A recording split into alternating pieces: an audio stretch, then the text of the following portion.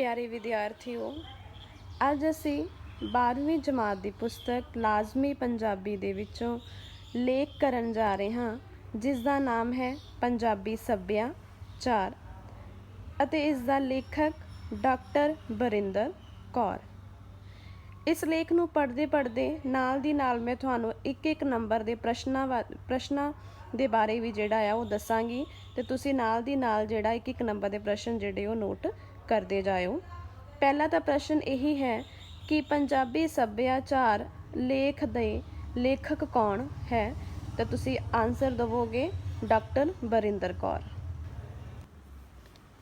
ਇਸ ਵਿੱਚ ਲੇਖਿਕਾ ਨੇ ਆਪਣੇ ਸੂਬੇ, ਇੱਥੋਂ ਦੇ ਇਤਿਹਾਸ, ਰਾਜਨੀਤੀ, ਲੋਕਧਾਰਾ ਅਤੇ ਖਾਸ ਕਰਕੇ ਪੰਜਾਬੀ ਸੱਭਿਆਚਾਰ ਅਤੇ ਉਪ ਸੱਭਿਆਚਾਰਾਂ ਦੇ ਬਾਰੇ ਜਾਣਕਾਰੀ ਦੇਣ ਦੇ ਨਾਲ ਪੰਜਾਬੀਅਤ ਦੇ ਵਿਲੱਖਣ ਪਛਾਣ ਚਿੰਨ੍ਹਾਂ ਤੋਂ ਜਾਣੂ ਕਰਵਾਉਣ ਦਾ ਉਪਰਾਲਾ ਕੀਤਾ ਹੈ। ਆਓ ਹੁਣ ਅਸੀਂ ਲੇਖ ਦੇ ਬਾਰੇ ਪੜ੍ਹੀਏ। ਪੰਜਾਬੀ ਸੱਭਿਆਚਾਰ ਕਿਸੇ ਖਾਸ ਖਿੱਤੇ ਜਾਂ ਕੌਮ ਦੀ ਸਮੁੱਚੀ ਜੀਵਨ ਜਾਂਚ ਹੁੰਦੀ ਹੈ। ਜੇਕਰ ਤੁਹਾਨੂੰ ਇੱਕ ਨੰਬਰ ਦੇ ਵਿੱਚ ਪ੍ਰਸ਼ਨ ਆ ਜਾਏ ਕਿ ਸੱਭਿਆਚਾਰ ਕੀ ਹੈ, ਤਾਂ ਤੁਸੀਂ ਇੱਕ ਲਾਈਨ ਦੇ ਵਿੱਚ ਇਹਦਾ ਆਨਸਰ ਜਿਹੜਾ ਉਹ ਦੇ ਸਕਦੇ ਹੋ ਕਿ ਸੱਭਿਆਚਾਰ ਕਿਸੇ ਖਾਸ ਖਿੱਤੇ ਜਾਂ ਕੌਮ ਦੀ ਸਮੁੱਚੀ ਜੀਵਨ ਜਾਂਚ ਹੁੰਦੀ ਹੈ। ਸੱਭਿਆਚਾਰ ਕਿਸੇ ਖਾਸ ਖਿੱਤੇ ਜਾਂ ਕੌਮ ਦੀ ਸਮੁੱਚੀ ਜੀਵਨ ਜਾਂਚ ਹੁੰਦੀ ਹੈ। ਸੱਭਿਆਚਾਰ ਨਿਸ਼ਚੇ ਹੀ ਉਸ ਕੌਮ ਦੇ ਜੀਵਨ ਨਾਲ ਜੁੜੇ ਵੱਖ-ਵੱਖ ਵਿਚਾਰਾਂ, ਮਨੌਤਾਂ ਹੁੰਦੀਆਂ ਨੇ, ਰੂਲਸ, ਕਿ ਕਿਹੜੀ ਚੀਜ਼ ਤੁਸੀਂ ਉਸ ਸੱਭਿਆਚਾਰ ਵਿੱਚ ਰਹਿ ਕੇ ਕਰ ਸਕਦੇ ਹੋ ਜਾਂ ਨਹੀਂ ਕਰ ਸਕਦੇ, ਰਹਿਣ ਸਹਿਣ, ਕਦਰਾਂ ਕੀਮਤਾਂ, ਖਾਣ ਪੀਣ, ਰੀਤੀ ਰਿਵਾਜ, ਪਹਿਰਾਵੇ, ਬੋਲੀ ਅਤੇ ਤਿੱਥ ਤਿਉਹਾਰਾਂ ਦਾ ਸੁਮੇਲ ਹੈ। ਠੀਕ ਹੈ ਕਿ ਅਸੀਂ ਕਿਸੇ ਸੱਭਿਆਚਾਰ ਦੀ ਜੇਕਰ ਅਸੀਂ ਪਹਿਚਾਣ ਕਰਨੀ ਹੈ ਤਾਂ ਅਸੀਂ ਉੱਥੋਂ ਦੇ ਲੋਕਾਂ ਦੇ ਰਹਿਣ ਸਹਿਣ, ਉੱਥੋਂ ਦਾ ਖਾਣ ਪੀਣ, ਉੱਥੋਂ ਦਾ ਪਹਿਰਾਵਾ, ਉੱਥੋਂ ਦੇ ਲੋਕਾਂ ਦੇ ਨਾਲ ਗੱਲਬਾਤ ਕਰਦੇ ਹੀ ਸਾਨੂੰ ਪਤਾ ਚੱਲ ਜਾਂਦਾ ਹੈ ਕਿ ਇਹ ਕਿਸ ਸੱਭਿਆਚਾਰ ਦੇ ਨਾਲ ਸੰਬੰਧ ਰੱਖਦਾ ਹੈ। ਉਸ ਤੋਂ ਬਾਅਦ ਅੱਗੇ ਹੈ ਸੱਭਿਆਚਾਰ। ਜੇਕਰ ਤੁਹਾਨੂੰ ਵੱਡਾ ਪ੍ਰਸ਼ਨ ਆ ਜਾਂਦਾ ਹੈ ਕਿ ਸੱਭਿਆਚਾਰ ਤੋਂ ਕੀ ਭਾਵ ਹੈ, ਪੰਜਾਬੀ ਸੱਭਿਆਚਾਰ ਤੋਂ ਕੀ ਭਾਵ ਹੈ, ਤਾਂ ਜਿਹੜਾ ਅਸੀਂ ਪਹਿਲਾ ਪੈਰਾ ਪੜ੍ਹਿਆ ਹੋਇਆ ਸੀ ਤੁਸੀਂ ਉਹ ਵੀ ਲਿਖ ਸਕਦੇ ਹੋ। ਔਰ ਉਹਨੂੰ ਲਿਖਣ ਤੋਂ ਪਹਿਲਾਂ ਤੁਸੀਂ ਇਹ ਚੀਜ਼ ਜਿਹੜੀ ਉਹ ਜ਼ਰੂਰ ਲਿਖੋਗੇ, ਜਿਹੜੀ ਹੁਣ ਅਸੀਂ ਪੜ੍ਹਾਂਗੇ ਅੱਗਿਓਂ, ਕਿ ਸੱਭਿਆਚਾਰ ਸ਼ਬਦ ਅਸਲ ਦੇ ਵਿੱਚ ਦੋ ਸ਼ਬਦ ਸੱਭਿਆ ਅਤੇ ਆਚਾਰ ਦਾ ਸੁਮੇਲ ਹੈ। ਸੱਭਿਆ ਦਾ ਸ਼ਾਬਦਿਕ ਅਰਥ ਹੈ ਨਿਯਮਬੱਧਤਾ ਹੁੰਦਾ ਕਿ ਕਿਸੇ ਰੂਲਸ ਦੇ ਵਿੱਚ ਰਹਿਣਾ, ਜਦ ਕਿ ਆਚਾਰ ਦਾ ਅਰਥ ਹੈ ਆਚਰਣ, ਕਰੈਕਟਰ, ਭਾਵ ਉਹ ਚਰਿੱਤਰ ਜੋ ਜੀਵਨ ਵਿੱਚ ਕਿਸੇ ਨਿਯਮਬੱਧਤਾ ਦਾ ਧਾਰਨੀ ਹੈ ਨੂੰ ਸੱਭਿਆਚਾਰ ਕਿਹਾ ਜਾਂਦਾ ਹੈ। ਸੱਭਿਆਚਾਰ ਸ਼ਬਦ ਦੇ ਲਈ ਹਿੰਦੀ ਭਾਸ਼ਾ ਵਿੱਚ ਸੰਸਕ੍ਰਿਤ ਸ਼ਬਦ ਦੀ ਵਰਤੋਂ ਕੀਤੀ ਜਾਂਦੀ ਹੈ। ਇੱਕ ਨੰਬਰ ਦਾ ਪ੍ਰਸ਼ਨ। ਸ਼ਬਦ ਸੰਸਕ੍ਰਿਤੀ ਦੀ ਨਿਰੁਕਤੀ ਹੈ ਸ ਪਲਸ ਕ੍ਰਿਤੀ, ਸੰਸਕ੍ਰਿਤੀ। ਅੰਗਰੇਜ਼ੀ ਵਿੱਚ ਸੱਭਿਆਚਾਰ ਲਈ ਵਰਤਿਆ ਜਾਣ ਵਾਲਾ ਸ਼ਬਦ ਕਲਚਰ ਹੈ। ਇੱਕ ਨੰਬਰ ਦਾ ਪ੍ਰਸ਼ਨ। ਕਲਚਰ ਸ਼ਬਦ ਲੈਟਿਨ ਭਾਸ਼ਾ ਦੇ ਸ਼ਬਦ ਕਲਚਰ ਤੋਂ ਬਣਿਆ ਹੈ, ਜਿਸ ਦੇ ਸ਼ਾਬਦਿਕ ਅਰਥ ਹਨ ਟੂ ਕਲਟੀਵੇਟ ਲੈਂਡ, ਭਾਵ ਭੂਮੀ ਦੀ ਬਿਜਾਈ, ਅਰਥਾਤ ਉਹ ਪ੍ਰਕਿਰਿਆ ਜਿਸ ਰਾਹੀਂ ਮਨੁੱਖ ਆਪਣੇ ਆਪ ਨੂੰ ਵਾਤਾਵਰਣ ਅਨੁਸਾਰ ਢਾਲਦਾ ਹੈ। ਅੱਗੇ ਕਰਾਂਗੇ ਅਸੀਂ ਪੰਨਾ ਨੰਬਰ 4 ਤੇ ਪੰਜਾਬੀ ਸੱਭਿਆਚਾਰ ਦਾ ਇਤਿਹਾਸਿਕ ਪਿਛੋਕੜ ਅਤੇ ਵਰਗ ਵੰਡ। ਉਪ ਸੱਭਿਆਚਾਰ ਦਰਅਸਲ ਸੱਭਿਆਚਾਰ ਦਾ ਹੀ ਹਿੱਸਾ ਹੁੰਦਾ ਹੈ।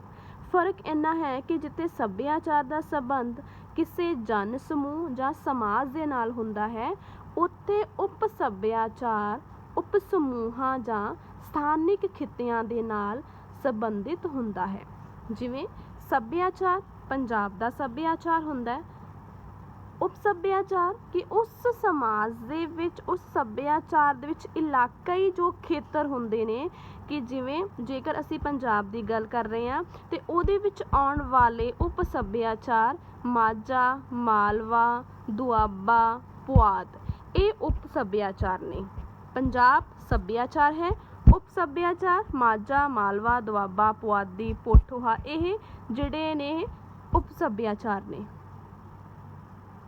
ਤੁਸੀਂ ਇਹਨੂੰ ਆਪਣੇ ਪੁਸਤਕ ਦੇ ਵਿੱਚ ਅੰਡਰਲਾਈਨ ਕਰ ਸਕਦੇ ਹੋ ਕਿ ਜੇਕਰ ਤੁਹਾਨੂੰ ਅੰਤਰ ਪੁੱਛਿਆ ਜਾਏਗਾ ਤਾਂ ਤੁਸੀਂ ਅੰਤਰ ਕੀ ਦੇਵੋਗੇ ਸੱਭਿਆਚਾਰ ਤੇ ਉਪ ਸੱਭਿਆਚਾਰ ਵਿੱਚ। ਇਹ ਲਾਈਨ ਅੰਡਰਲਾਈਨ ਕਰ ਲਓ ਕਿ ਸੱਭਿਆਚਾਰ ਦਾ ਸੰਬੰਧ ਕਿਸੇ ਜਨ ਸਮੂਹ ਦੇ ਨਾਲ ਜਾਂ ਸਮਾਜ ਨਾਲ ਹੁੰਦਾ ਹੈ ਤੇ ਉਪ ਸੱਭਿਆਚਾਰ ਦਾ ਜਿਹੜਾ ਸੰਬੰਧ ਹੁੰਦਾ ਆ ਉਹ ਕਿਸੇ ਉਪ ਸਮੂਹ ਜਾਂ ਸਥਾਨਿਕ ਕਿੱਤਿਆਂ ਦੇ ਨਾਲ ਸੰਬੰਧਿਤ ਹੁੰਦਾ ਹੈ।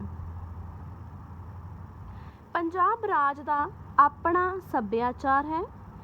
ਉੱਥੋਂ ਇਸ ਦੇ ਵੱਖ-ਵੱਖ ਭੂਗੋਲਿਕ ਖਿੱਤਿਆਂ ਮਾਝਾ, ਮਾਲਵਾ, ਦੁਆਬਾ ਅਤੇ ਪੁਆਧ ਵਿੱਚ ਇਲਾਕਾਈ ਵਿਸ਼ੇਸ਼ਤਾਵਾਂ ਅਤੇ ਵੱਖਰਤਾਵਾਂ ਕਾਰਨ ਇਹ ਪੰਜਾਬੀ ਸੱਭਿਆਚਾਰ ਵਿੱਚ ਕ੍ਰਮਵਾਰ ਮਾਝੀ, ਮਲਵਈ, ਦੁਆਬੀ ਅਤੇ ਪੁਆਧੀ ਉਪ ਸੱਭਿਆਚਾਰ ਦੇ ਵਜੋਂ ਜਾਣੇ ਜਾਂਦੇ ਹਨ। ਅਗਰ ਤੁਹਾਨੂੰ ਅੰਤਰ ਆਏਗਾ ਤਾਂ ਤੁਸੀਂ ਉਪ ਸੱਭਿਆਚਾਰ ਤੇ ਸੱਭਿਆਚਾਰ ਦਾ ਅੰਤਰ ਜਿਹੜਾ ਆ ਇਸ ਪੈਰੇ ਦੇ ਵਿੱਚੋਂ ਲਿਖ ਸਕਦੇ ਹੋ। ਜਿਹੜੀਆਂ ਮੈਂ ਤੁਹਾਨੂੰ ਗੱਲਾਂ ਦੱਸੀਆਂ ਹੋਈਆਂ ਨੇ ਇਹ ਤੁਸੀਂ ਉਹਦੇ ਵਿੱਚ ਨੋਟ ਕਰ ਲਿਓ। ਪੰਨਾ ਨੰਬਰ 4 ਤੇ ਅਖੀਰਲੀ ਲਾਈਨ, ਭਾਰਤੀ ਸੱਭਿਆਚਾਰ ਅਸਲ ਦੇ ਵਿੱਚ ਪੰਜਾਬੀ ਸੱਭਿਆਚਾਰ ਦੀ ਧਾਰਾ ਆਰੀਆ ਜਾਤੀ ਦੇ ਇਤਿਹਾਸ ਦੇ ਨਾਲ ਪ੍ਰਮੁੱਖ ਰੂਪ ਦੇ ਵਿੱਚ ਜੁੜੀ ਹੋਈ ਹੈ।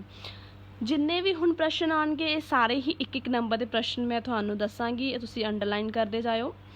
ਵੈਦਿਕ ਸੱਭਿਆਚਾਰ ਦੇ ਮਹਾਨ ਗ੍ਰੰਥ ਅਤੇ ਭਾਰਤੀ ਸੱਭਿਆਚਾਰ ਦਾ ਮਹਾਨ ਸਰੋਤ ਰਿਗਵੇਦ ਹੈ, ਜੋ ਕਿ ਪੰਜਾਬ ਦੇ ਦਰਿਆਵਾਂ ਦੇ ਕੰਢਿਆਂ ਦੇ ਉੱਤੇ ਹੀ ਰਚਿਆ ਗਿਆ ਹੈ। ਪੰਜਾਬ ਨਾ ਸਿਰਫ ਹਿੰਦੁਸਤਾਨ ਦਾ ਪ੍ਰਵੇਸ਼ ਦੁਆਰ ਹੈ, ਸਗੋਂ ਹਿੰਦੁਸਤਾਨ ਦੇ ਨਾਮਕਰਨ ਵਿੱਚ ਵੀ ਪੰਜਾਬ ਦੀ ਭੂਮਿਕਾ ਵਰਣਨਯੋਗ ਹੈ। ਰਿਗਵੇਦਿਕ ਕਾਲ ਦੇ ਵਿੱਚ ਪੰਜਾਬ 7 ਦਰਿਆਵਾਂ ਦੀ ਧਰਤੀ ਹੋਣ ਕਾਰਨ ਸਪਤ ਸਿੰਧੂ ਦੇ ਨਾਂ ਦੇ ਨਾਲ ਜਾਣਿਆ ਜਾਂਦਾ ਸੀ। ਸਮੇਂ ਦੇ ਨਾਲ ਨਾਲ ਮਹਾਭਾਰਤ ਦੇ ਯੁੱਗ ਵਿੱਚ ਪੰਜਾਬ ਨੂੰ ਪੰਚਨਦ ਭਾਵ 5 ਦਰਿਆਵਾਂ ਦੀ ਧਰਤੀ ਕਿਹਾ ਜਾਣ ਲੱਗਾ, ਜੋ ਕਿ ਮੁਸਲਮਾਨਾਂ ਦੇ ਆਉਣ ਦੇ ਨਾਲ ਫਾਰਸੀ ਭਾਸ਼ਾ ਦੇ ਅਨੁਵਾਦ ਅਨੁਸਾਰ ਪੰਜਾਬ ਭਾਵ 5 ਪਾਣੀਆਂ ਦੀ ਧਰਤੀ ਦੇ ਵਜੋਂ ਜਾਣਿਆ ਜਾਣ ਲੱਗਾ। ਅਗਲਾ ਪੈਰਾ, ਰਿਗਵੇਦ ਦੇ ਨਾਲ ਨਾਲ ਪਾਣਿਨੀ ਦਾ ਨਿਯਮਬੰਧ ਵਿਆਕਰਣ ਗ੍ਰੰਥ ਵੀ ਇਸੇ ਧਰਤੀ ਦੀ ਰਚਨਾ ਹੈ। ਤਕਸ਼ੀਲਾ ਮਹਾਨ ਵਿਸ਼ਵਵਿਦਿਆਲਯ ਦੀ ਸਥਾਪਨਾ ਵੀ ਪੰਜਾਬ ਵਿੱਚ ਹੀ ਹੋਈ। ਰਾਮਾਇਣ, ਭਗਵਦ ਗੀਤਾ, ਸ਼੍ਰੀ ਗੁਰੂ ਗ੍ਰੰਥ ਸਾਹਿਬ ਆਦਿ ਮਹਾਨ ਗ੍ਰੰਥਾਂ ਦੀ ਰਚਨਾ ਵੀ ਇਸੇ ਧਰਤੀ ਤੇ ਹੋਈ।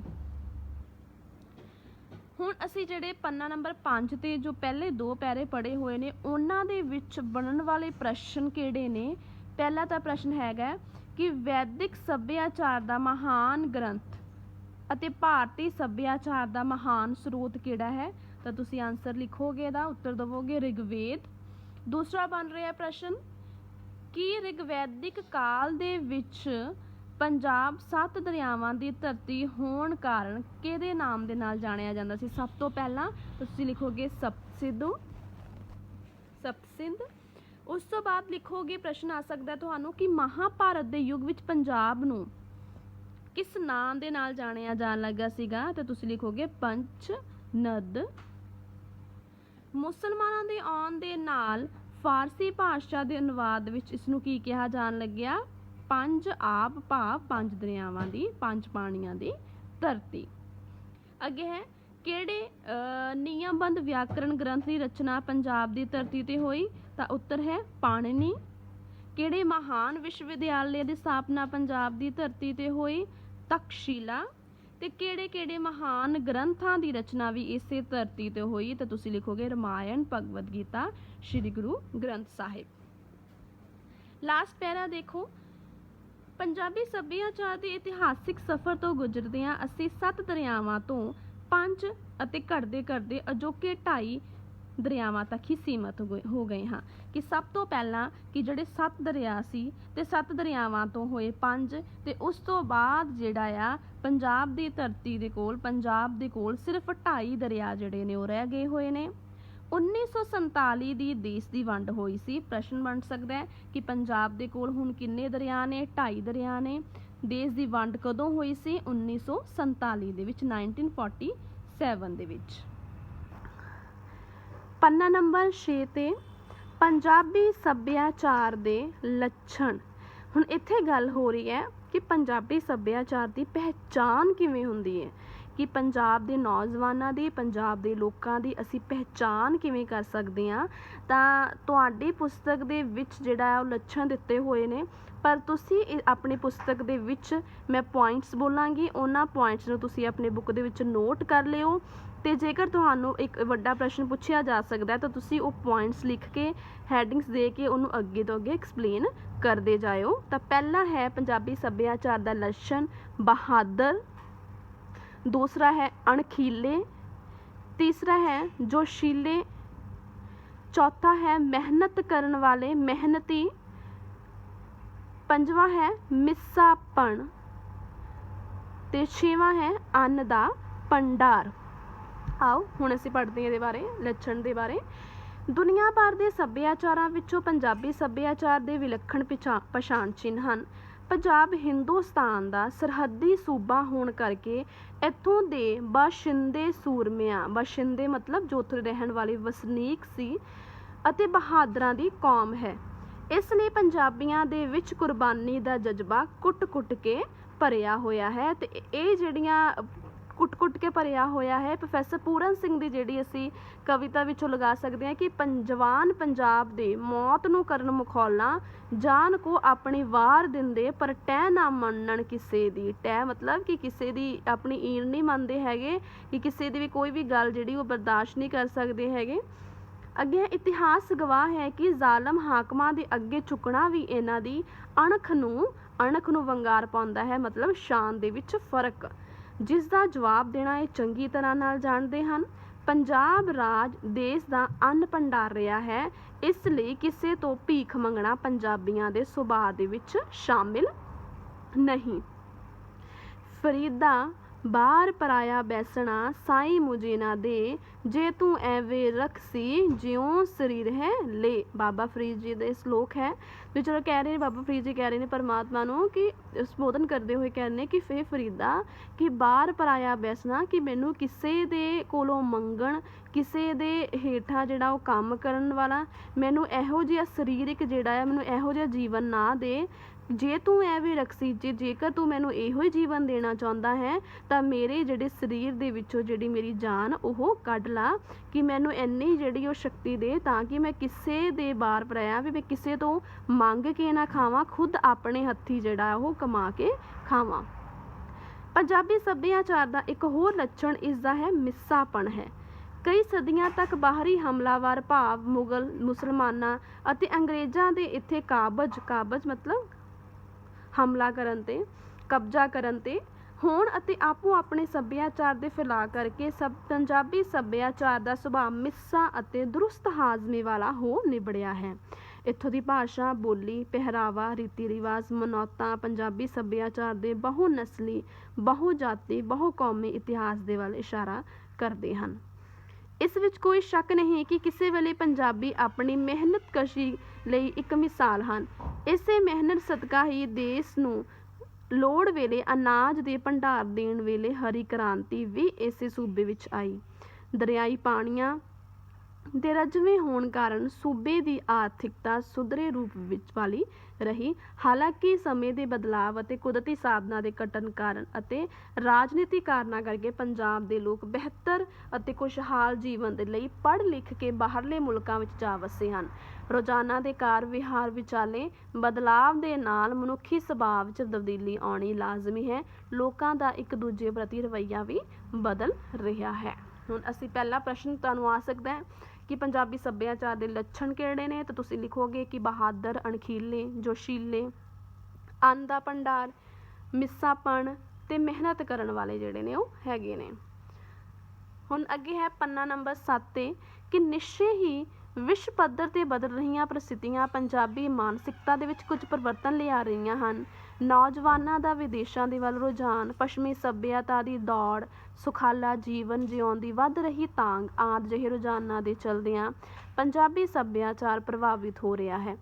ਇਸ ਤੱਥ ਵਿੱਚ ਦੋ ਰਾਵਾਂ ਨਹੀਂ ਕਿ ਕਿਸੇ ਖਿੱਤਾ ਵਿਸ਼ੇਸ਼ ਦਾ ਸੱਭਿਆਚਾਰ ਸਮਾਜ ਵਿੱਚ ਵਾਪਰ ਰਹੀਆਂ ਤਬਦੀਲੀਆਂ ਦੇ ਨਾਲ ਨਾਲ ਬਦਲਣਾ ਸੁਭਾਵਿਕ ਹੈ, ਪਰ ਮੂਲ ਰੂਪ ਵਿੱਚ ਸੱਭਿਆਚਾਰ ਉਹੀ ਰਹਿੰਦਾ ਹੈ।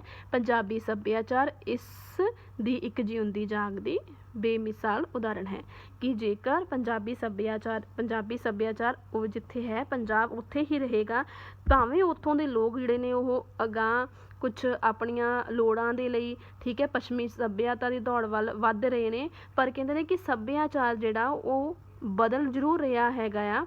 ਵਾਪਰ ਰਹੀਆਂ ਤਬਦੀਲੀਆਂ ਨਾਲ ਬਦਲਣਾ ਸੁਭਾਵਿਕ ਹੈਗਾ ਉਹਦਾ, ਪਰ ਮੂਲ ਰੂਪ ਵਿੱਚ ਸੱਭਿਆਚਾਰ ਉਹੀ ਰਹਿੰਦਾ ਆ। ਅਤੇ ਜਿਹਦੀ ਜਿਹੜੀ ਜਿਉਂਦੀ ਜਾਗਦੀ ਮਿਸਾਲ ਉਹ ਪੰਜਾਬੀ ਸੱਭਿਆਚਾਰ ਆਪ ਖੁਦ ਹੈ ਕਿ ਜੋ ਪੰਜਾਬੀ ਸੱਭਿਆਚਾਰ ਦਾ ਜਿਹੜਾ ਆ ਪਹਿਰਾਵਾ, ਜਿਹੜਾ ਖਾਣ ਪੀਣ ਜਿਹੜਾ ਹੈਗਾ, ਲੋਕਾਂ ਦਾ ਵਿਵਹਾਰ ਜਿਹੜਾ ਆ, ਲੋਕਾਂ ਦੇ ਜੋ ਲੱਛਣ ਨੇ ਪੰਜਾਬੀ ਸੱਭਿਆਚਾਰ ਦੇ, ਹਮੇਸ਼ਾ ਜਿਹੜਾ ਉਹ ਕਾਇਮ ਰਹਿਣਗੇ। ਅਤੇ ਇਸ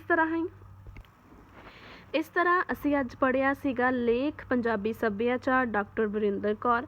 ਅਤੇ ਇਹਦੇ ਨਾਲ ਜੋ ਇਸ ਲੇਖ ਦੇ ਵਿੱਚ ਆਉਣ ਵਾਲੇ ਇੱਕ ਨੰਬਰ ਦੇ ਪ੍ਰਸ਼ਨ ਜਿਹੜੇ ਨੇ ਉਹ ਤੁਹਾਨੂੰ ਮੈਂ ਦੱਸ ਦਿੱਤੇ ਹੋਏ ਆ। ਨਾਲ ਇਹ ਸਾਰੇ ਪ੍ਰਸ਼ਨ ਇੰਪੋਰਟੈਂਟ ਨੇ, ਤੁਹਾਨੂੰ ਇਹ ਬੋਰਡ ਦੀ ਪ੍ਰੀਖਿਆ ਦੇ ਵਿੱਚ ਜਿਹੜਾ ਆ ਪੁੱਛੇ ਜਾ ਸਕਦੇ ਹਨ। ਇਸ ਕਰਕੇ ਤੁਸੀਂ ਇਹਨਾਂ ਨੂੰ ਚੰਗੀ ਤਰ੍ਹਾਂ ਯਾਦ ਕਰਨਾ ਅਤੇ ਇਹਨਾਂ ਨੂੰ ਆਪਣੀਆਂ ਬੁੱਕਸ ਦੇ ਉੱਪਰ ਜਿਹੜਾ ਆ ਪ੍ਰਸ਼ਨ ਨੰਬਰ ਇੰਪੋਰਟੈਂਟ ਕਰਕੇ ਚਾਹੇ ਤੁਸੀਂ ਇਹਨੂੰ ਨੋਟ ਕਰ ਲਵੋ। ਅਤੇ ਇਹ ਜਿਹੜਾ ਚੈਪਟਰ ਜਿਹੜਾ ਉਹ ਚੰਗੀ ਤਰ੍ਹਾਂ ਜਿਹੜਾ ਲੇਖ ਹੈ ਉਹ ਤੁਸੀਂ ਧਿਆਨ ਦੇ ਨਾਲ ਪੜ੍ਹਨਾ ਹੈ।